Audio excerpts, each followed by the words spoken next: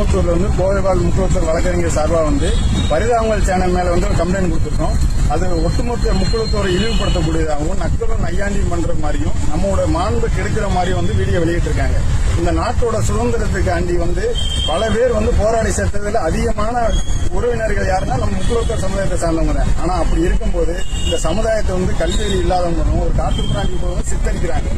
வேலுநாச்சியா இருக்கும், சின்ன மருது பெரிய மருதா இருக்கிறது, திருமத்திக்குவேலி அம்பலமா இருக்கிறது, ராஜராஜ சோழன் இத்தனை மன்னர்களை கொண்ட இந்த சமுதாயம் இந்த சுதந்திரக்காண்டி இன்னொரு ஈர்த்திருக்கு. முத்துராமலிங்கன் பல வருடங்கள் சிறையிலே தன்னோட வாழ்க்கையை கழிச்சிருக்காரு.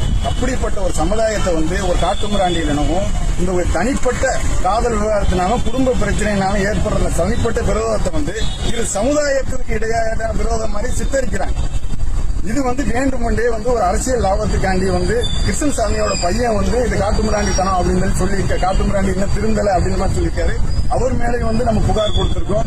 இந்த கோபி சுதாகர் தன்னோட லாபத்துக்காண்டி நிறைய கிரௌட் ஃபண்டிங் சொல்லி நிறைய சீட்டிங் பண்ணிட்டு தெரிஞ்சிருக்காங்க. அவங்க இது வரைக்கும் அந்த புகார் எல்லாம் வெளியில வரல. அதை இந்த அரசும் இந்த காவல்துறை தன்னை வச்ச முன் சூமூட்டவா வழக்கு பதிவு செஞ்சு அதை விசாரிக்கணும்.